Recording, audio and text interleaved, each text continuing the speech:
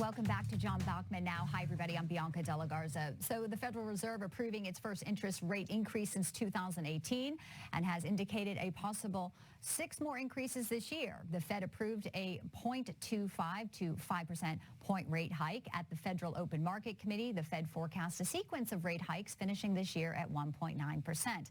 So what does this mean for us? Regular Americans here trying to make a living. Joining us to discuss is the president of Zuma Global and financial analyst Heather Zumarraga. And also with us for the Money Huddle is business and market analyst Seth Denson, a Newsmax contributor. Good to see you guys. Good afternoon. Hey, Bianca. Good to see you. Good to see you. Okay, let's get to this interest rate hike. We knew it was coming. They had said months ago, expected in March. Seth, first to you. You know, this is really meant to ease inflation, which is at a historic high. But the Fed sort of found itself in a tricky position because they didn't want to cause more volatility. Kind of lay out what they do not want to see happen. Well, what they don't want to see is stagflation. What they don't want to see is the economy start to retract while inflation continues to go up. That's what we saw in the late 70s and early 80s. That's what the Fed is terrified of. I think, I'm thrilled that the Fed did this. I just wish they'd have done it 6 months ago so we could already be near that 2% interest rate period and try to bring this down. To the everyday American, here's the reality. If you're trying to go get a loan, if you're on maybe an adjustable rate loan, you might start to think differently about where you're at, or if you have credit card debt. But at the end of the day, hopefully this will be the start. It's not going to do it overnight, but it's a start to tightening monetary policy. Inflation is too much money chasing too few things. If we can restrict the amount of money in the marketplace, maybe that inflationary rate will go down. Maybe. And, you know, we've heard the warnings, Janet Yellen saying there's 12 months of inflation that Americans can face. Obviously, in Europe, they're facing a recession there, too, Heather. It's just dark times here. What are you advising your clients about where we are today in the world?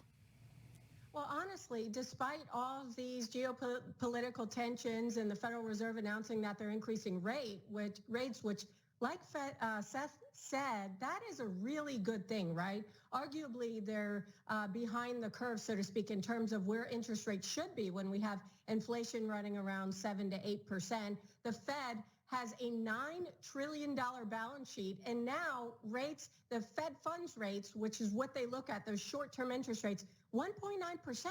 So they have a lot more rate hikes in play, so to speak. And look, the stock market is having its best week of the year in 2022, despite all of this. So I think the stock market also says they cheered this announcement from the Fed as a positive signal that they're going to be serious about tampering 40-year high inflation, Bianca. Remaining positive and expect volatility, but be in for the long run, perhaps. Little interesting reports have come out, about Russia and their finance minister admitting that, now the country can't use half of its foreign exchange reserves. It's $300 billion out of $640 billion, but that's because it was frozen because of sanctions.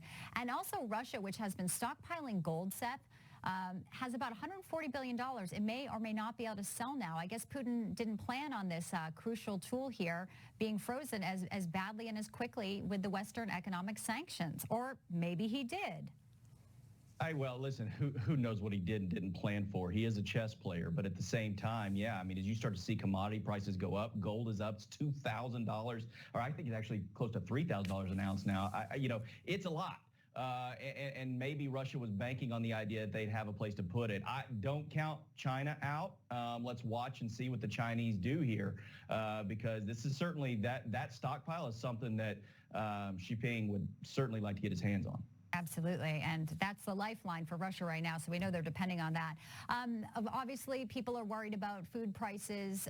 Wheat's been, surging. So there's been some concern about how high food prices could go. Heather, I just want to let you kind of give Americans some thoughts on, how to be best prepared.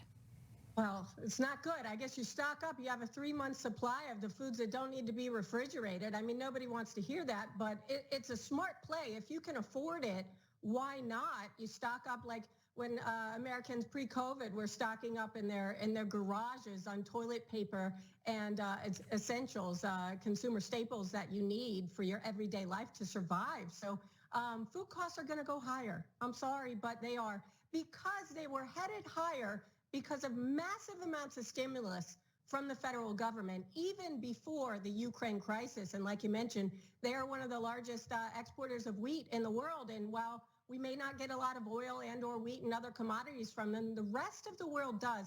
And we are all interconnected globally. And by the way, you know, with Russia's gold, they're at no point right now where they need to liquidate and sell it because they still get money from oil. But if that is also sanctioned and Europe no longer relies on Russia for oil, I would see that $140 billion question of selling their gold reserves come into play. And who will jump in and buy it, perhaps at a big discount. Right. Heather Zumarraga, Seth Denson, as always, great insight, great advice. Thanks for joining me. Good to see you.